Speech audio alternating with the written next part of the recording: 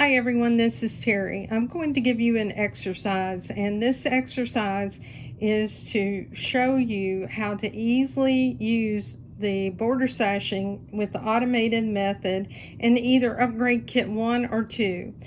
The difference between upgrade kit 1 and 2 is the number of designs that you have. You also have hexagon designs in upgrade kit 2, and then you have multiple color designs in upgrade kit 2. You also have the ability to back up in your stitch order if you have a thread break or if you need to change a bobbin. So it's easy for you to stop, change your threads if you need to, replace your bobbin, and get back into the position where you need to be. So in this exercise, what you need to do is just take a piece of stabilizer. This is a tearaway stabilizer. It's 20 inches wide and it is 23 inches long. I folded it in half, both lengthwise and crosswise, to find my center point. Then I drew a 6-inch square. For my 6-inch square, I took a ruler and I measured out a total of 2 inches, and I drew my borders. So I drew this 2-inch outside frame all the way around it, and I'm pretending that I have a binding, and my binding is going to be sitting in at 1/4 of an inch. So I took that out. So these would be my seam lines right here where my binding is stitching down on the inside, and then also the outside of my 6-inch square. Now I elected in this exercise to have my design placed equally 1/8 of an inch inside so that it fit nicely around all of this, and it wasn't too close to a seam line, and I didn't have to worry about catching it whenever I bound my fabric or my project. So the measurements that you need are the size of your piece of stabilizer, which is 20 inches wide by 23 inches long. You need to have, let me write that down. So your stabilizer is 20 inches wide by 23 inches long. Then you need to have your 6-inch square.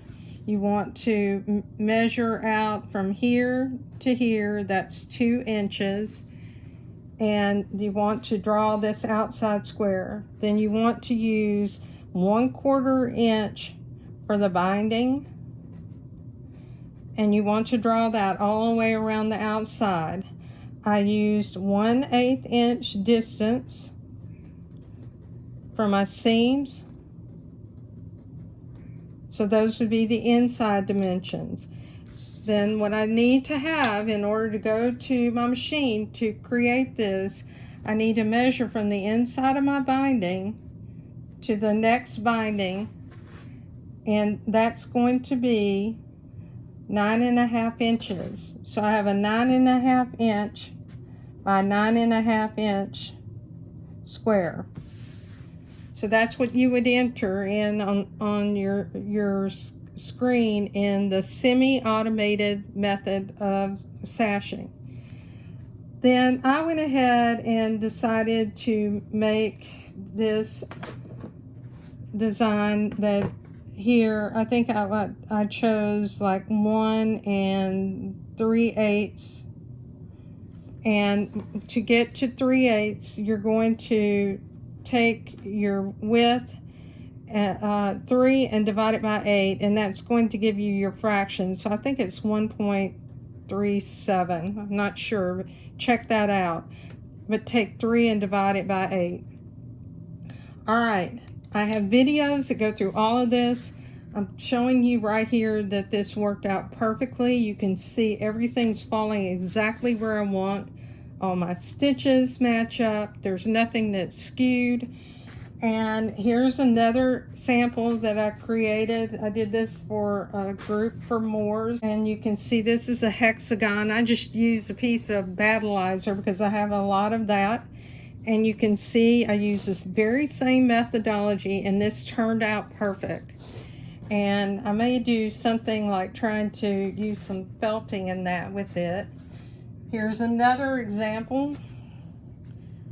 And this was actually a total quilted project, quilted with the front and the back. So I'm giving you the exact methodology here to show you how you can use this for any quilt, as long as you fall within the parameters of the 118 inches in length and your binding's no wider than 3.94 inches.